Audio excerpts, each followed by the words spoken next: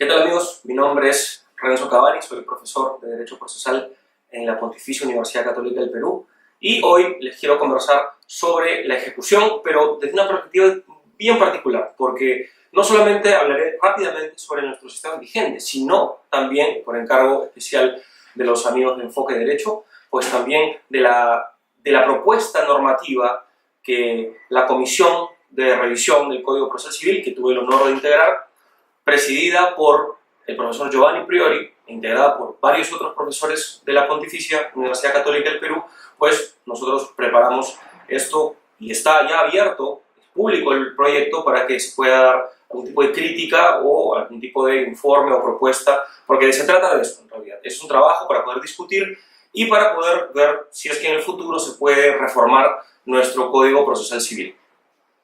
Específicamente, entonces, hablaré sobre ejecución, que es uno de los temas, diría yo, más importantes que tiene nuestro código. De hecho, es uno de los temas peor regulados de nuestro código. Por eso es de que los cambios que se han dado son realmente abruptos.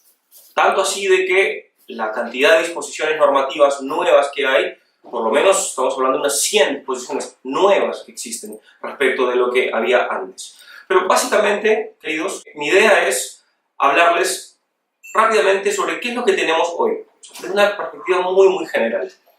En realidad, como ya algunos profesores han criticado bien, nosotros no tenemos un proceso de ejecución propiamente. Nosotros tenemos un procedimiento de cognición sumaria, sumarísima, de hecho, que termina en un así llamado auto final, luego de la posibilidad de que el ejecutado, el demandado, si se quiere, en el proceso de ejecución, pueda ofrecer su defensa, su contradicción, como le denomina el 690. Entonces, termina el auto final y hasta ese momento no hubo nada de ejecución.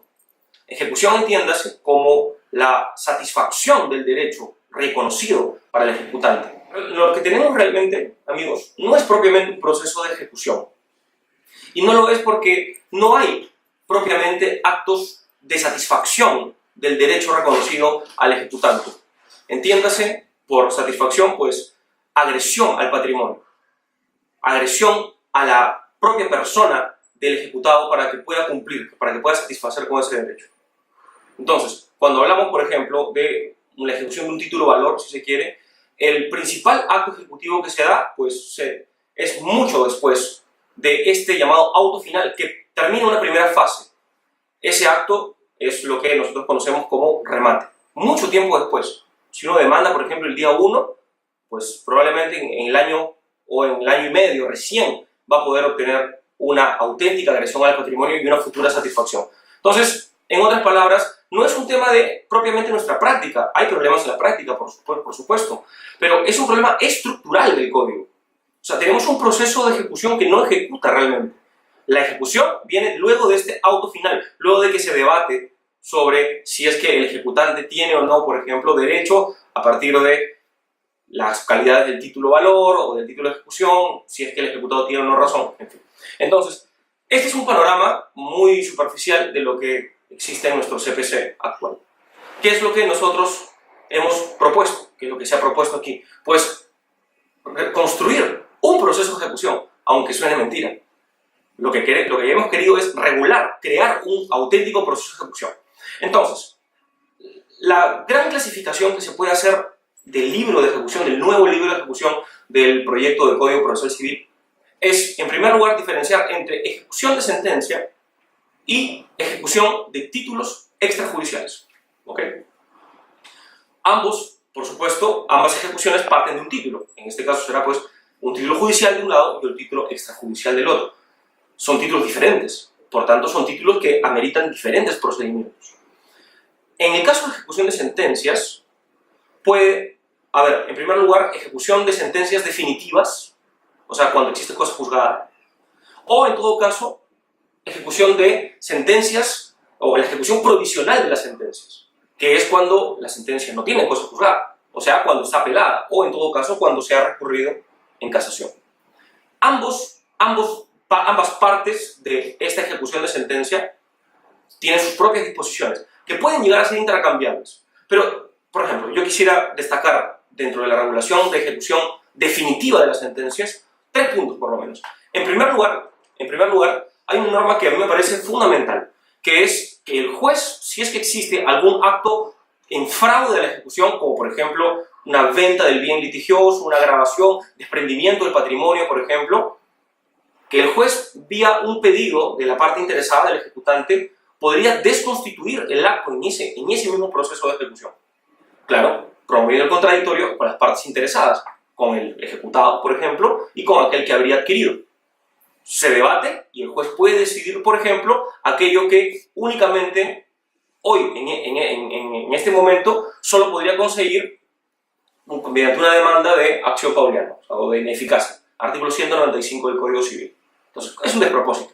Entonces, esta posibilidad que le estamos dando al juez me parece realmente importante.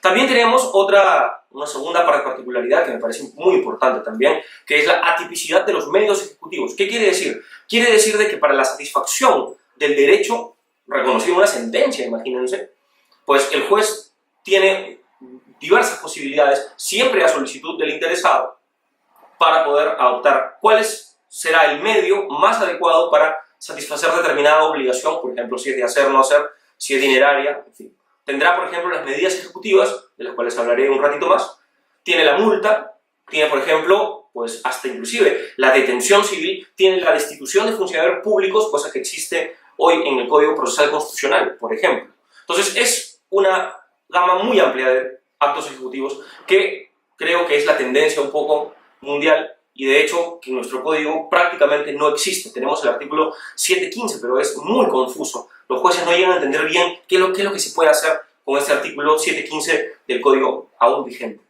Y finalmente, y esto es creo muy importante también, en ejecución de sentencia toda la impugnación se puede dar, pues será a través de un recurso así llamado reconsideración, que eso está en la parte de impugnación, que ya el profesor correspondiente hablará sobre eso. La idea es de que el ejecutado puede impugnar, pero el juez de apelación solamente podrá conocer algún eventual reclamo una vez de que el acreedor esté plenamente satisfecho. Hasta que no esté plenamente satisfecho, pues el debate continuará y el juez de primera instancia se enfocará en satisfacer el derecho del acreedor o del ejecutado. Esto es un poco, diría yo, los tres puntos más importantes de esta primera parte que se trata de la ejecución definitiva de las sentencias. Si nosotros vemos rápidamente en la ejecución provisional de las sentencias, nosotros vamos a ver que existen algunas reglas específicas, sobre todo teniendo en cuenta de que es provisional, o sea, es posible aún que se revierta esa ejecución, por supuesto. Hay diversas normas, diversas reglas que están destinadas a explicarle al juez cómo hacer cuando, por ejemplo, él ya comenzó a ejecutar, porque, vean, la ejecución provisional puede ser provisional, pero es ejecución, al fin y al cabo, es ejecución. Entonces, se le dice al juez qué es lo que debe hacer si es que, por ejemplo, el juez de apelación revoca su sentencia. Entonces, hay disposiciones ahí. Y más, vean qué interesante, la única forma de que el juez pueda parar esta ejecución provisional es si es que el ejecutado ofrece una caución. Tiene que pedirle, tiene que decirle, señor juez, espera un momento, yo he apelado, le ofrezco caución para que no me ejecute. Bueno, entonces el juez tendrá que evaluar allí. Esto es completamente diverso de lo que existe en nuestro país hoy. En nuestro país, las sentencias de primera instancia nacen ineficaces. Esa es la regla general, salvo casos muy extremos, como por ejemplo alimentos, expresa disposición legal. En civil hablo, en amparo ya ustedes saben que es la regla opuesta. En amparo y habeas corpus y los procesos constitucionales en general, la ejecución de la sentencia de primera instancia es inmediata. Ahí está expresamente previsto. Pero en civil no. Entonces, en civil, alimentos y alguna otra excepción más, pues nosotros tenemos de que la sentencia de primera instancia nunca se ejecuta. Nunca. Lo único que podrá hacerse para poder obtener algún tipo de protección para tu derecho reconocido en primera instancia es mediante una medida cautelar. Artículo 615 del Código vigente. Entonces, nosotros hemos incorporado la ejecución provisional de la sentencia que, por cierto, se trata de una institución antiquísima. Más de 100 años tiene esta institución que, infelizmente, no se ha previsto en nuestro código actual. Esta es una primera parte, y yo diría que inclusive la parte más pequeña de ejecución. Luego viene la parte mucho más amplia, lo cual no quiere decir, por cierto, de que yo me vaya a demorar demasiado, porque solamente puedo hablar de una perspectiva muy superficial. El código, el proyecto está allí para quien lo quiera leer y de pronto pues que los muchachos que temis organicen eventos para poder debatir. En el caso del proceso de ejecución de títulos extrajudiciales, hay una regulación absolutamente diversa que lo que existe hoy, denominado así proceso único de ejecución. Una regulación muy poco técnica, muy mala, en mi modesto punto de vista, y creo que desde el punto de vista de los colegas de la comisión también. Entonces, vean, yo les dije que se había creado un auténtico proceso de ejecución, ya no más un proceso de cognición sumarísima que luego venía la ejecución. ¿Y por qué les digo esto? Porque luego de que uno interpone una demanda ejecutiva, según lo que está la propuesta, lo que está aquí propuesto, el juez expide mandato ejecutivo y si se trata, por ejemplo, de una obligación dineraria, ¿ok?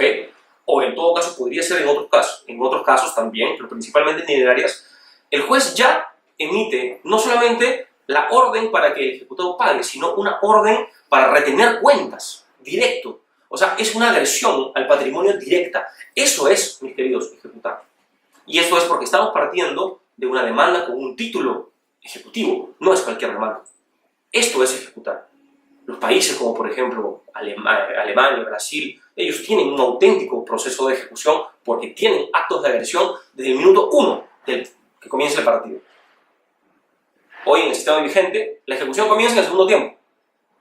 En este sistema en el que estamos proponiendo, comienza desde el minuto 1, como pienso debe ser así, ciertamente.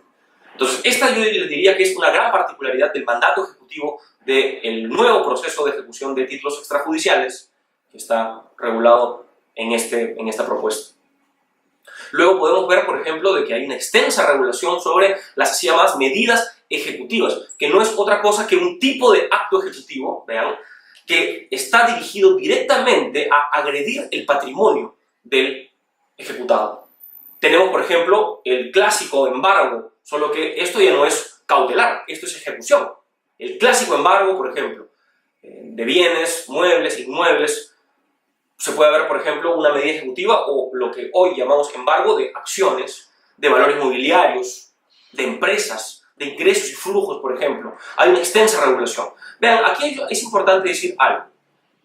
La forma como es que, por ejemplo, hoy por hoy se embarga, digamos, embargo en forma de inscripción, embargo en forma de retención, o toda la regulación que está ahí, en el proceso cautelar, todo lo hemos llevado al proceso de ejecución. ¿Por qué? Porque cuando el juez tiene que efectivizar, sea por una sentencia, sea por un proceso de ejecución de títulos extrajudiciales, sea inclusive por una medida provisional que dicte, él tiene que efectivizar el derecho que ha reconocido, inmediatamente. O sea, es una actividad ejecutiva. Entonces la pregunta fue, bueno, si es una actividad ejecutiva, ¿dónde debería estar? Pues debe estar en ejecución, en el capítulo de ejecución. Por eso es que ustedes verán, ya seguramente se les contará, pues, el profesor, el miembro de la comisión que hable sobre tutela provisional, o sea, antes cautelar, verá de que esta regulación sobre el embargo, en forma de inscripción y todos los tipos de embargo y en fin, ya no está más en cautelar, está todo aquí. Y esto es para orientar mucho mejor al juez sobre qué es lo que se debe hacer al respecto. La oposición. Este tema es fundamental. O sea, en otras palabras, ¿cómo es que puede reaccionar el ejecutado si es que se trata de un proceso de ejecución en donde la agresión es directa y tangible inclusive? ¿Cómo es que puede defenderse el ejecutado? Pues aquí hay una pequeña cuestión, y aquí yo les confieso de que Brasil, el ordenamiento brasileño, el CPC brasileño, ha sido la gran inspiración para construir esto. La oposición, tal como está propuesta aquí, no es propiamente una defensa, es técnicamente una demanda incidental. Tan demanda es de que se presenta ante el propio juez de ejecución y va a ser tramitada vía un proceso sumario o, si es que es muy complejo, un proceso ordinario. Entonces la pregunta es, ¿qué ocurre con el proceso de ejecución si es que tenemos una demanda incidental que sale de otro lado? Pues el proceso de ejecución, mis queridos, continúa. Continúa a pesar de que el ejecutado dice, hey, aquí hay un error, aquí hay un problema. Continúa. Y esto tiene sentido porque el juez tiene que haber calificado bien ese título ejecutivo. Claro que es posible en el proceso de oposición, vean, una demanda autónoma respecto del proceso de ejecución que solamente ejecuta, que el ejecutado puede, que ya el ejecutado será en el proceso de ejecución, pero en el proceso de oposición va a ser pues el demandante, va a ser un demandante propiamente. El demandante ejecutado podrá pedir que se suspenda la entrega del bien o que se efectivice el pago en dinero hasta que se resuelva, por lo menos en primera instancia, la oposición. Puede hacer esto, pero fuera de esto, entonces, la ejecución va a continuar hasta que estemos a punto de ejecutar. Esto, me parece, queridos, es realmente una ejecución.